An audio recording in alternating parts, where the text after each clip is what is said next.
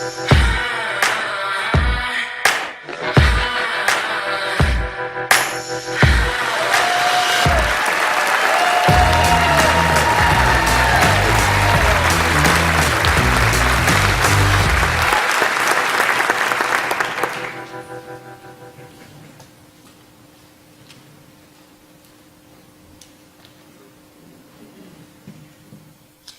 me guess what you're thinking.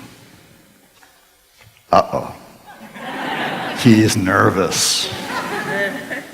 He forgot what he's gonna say. TEDxDayton's first epic fail. No, and I sure hope not. We just experienced the power of silence. In this case, the power of silence to make us uncomfortable. We don't really like silence. That's why we fill it with background music, with talk radio, with cat videos, with podcasts and playlists. But there isn't enough silence in our lives. Our lives are too filled with noise, too filled with distractions, too filled with stuff. Silence is nature's beautiful antidote to all that craziness. I'm a conductor, surrounded by music, the opposite of silence. But every piece of music I conduct begins from silence and ends into silence. It's crazy, but I conducted orchestras for more than 30 years before I ever realized that. And I never truly appreciated the real power of silence until 3 years ago, when I went on a 5-day retreat at the Abbey of Our Lady of Gethsemane near Bardstown, Kentucky. Gethsemane is a Cistercian monastery founded in 1848. It's perhaps best known as the home of the great philosopher monk Thomas Merton. Silence is an integral part of a monk's life at the Abbey. The monks use silence as a tool to focus their attention inward to prayer and outward to work. Among other things, they make killer fudge, some batches even flavored with good old Kentucky bourbon. But the monks aren't completely silent. 7 times a day, they come together in Gethsemane's church to sing psalms.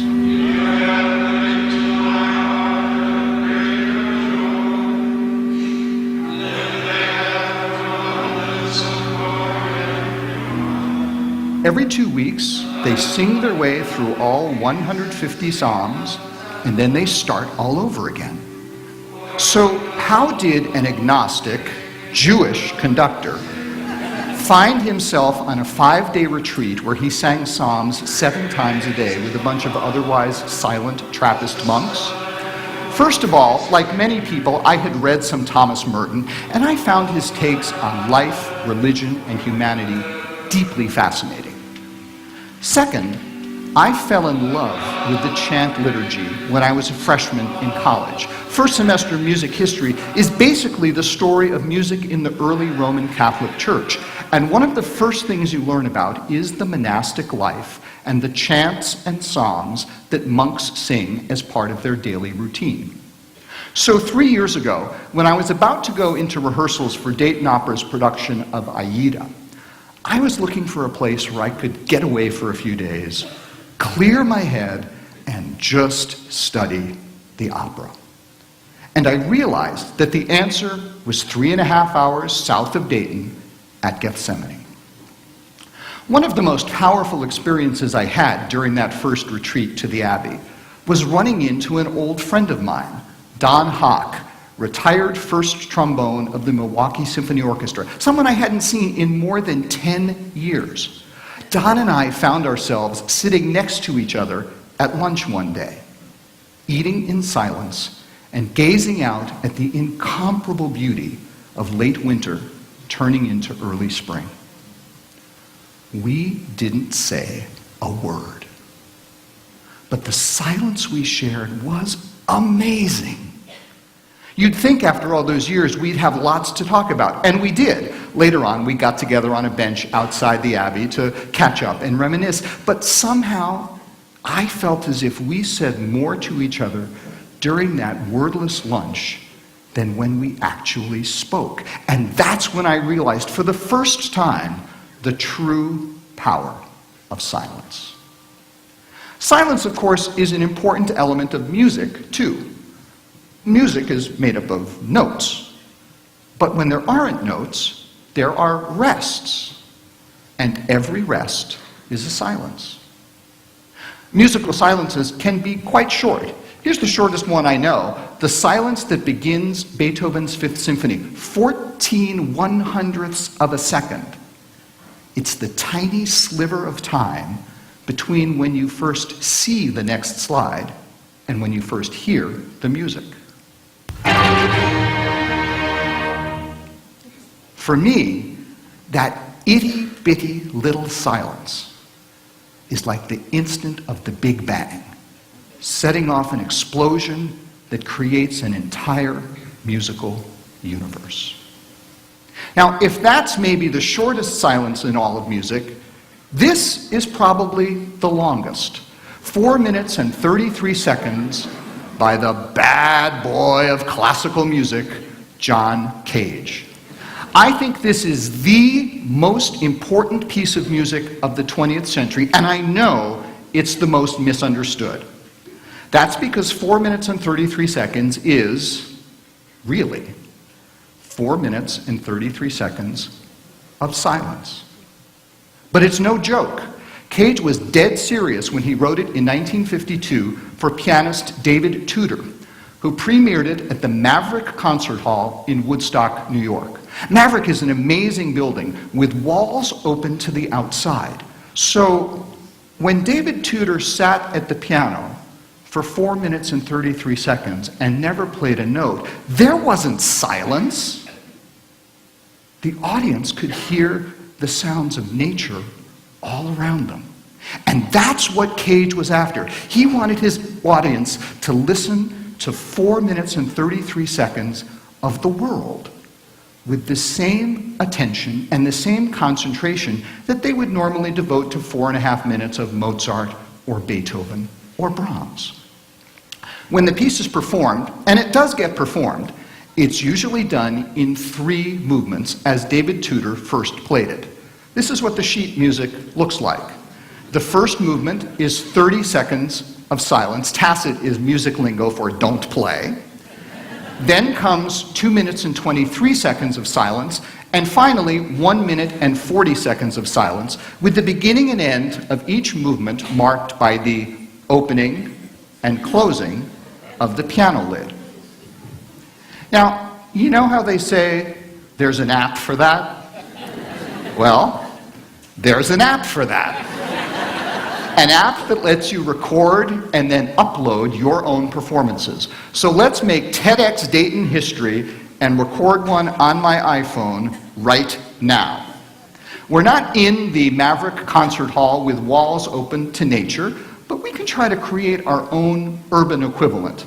Right now, TEDx volunteers are going to start opening the doors to the theater. Not just the doors to the auditorium, but also the doors to the outside.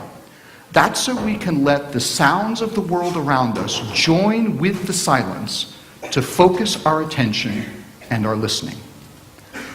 4 minutes and 33 seconds is about going inside yourself, like the monks, and opening yourself up to the music of the world around you, even if it's cars and buses in the streets of Dayton, Ohio. So let's do it.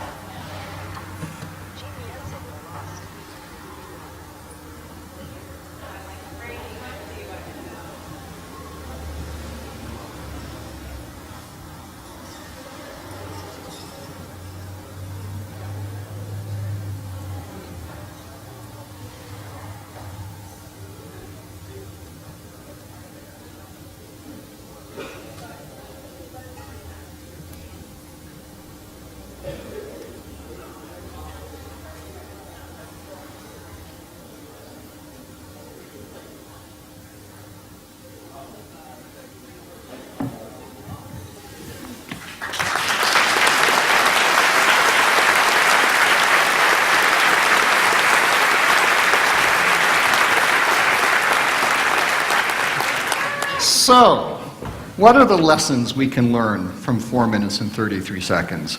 Besides the fact there are a whole bunch of people talking in the lobby who missed my talk. Try to find some silence in your life.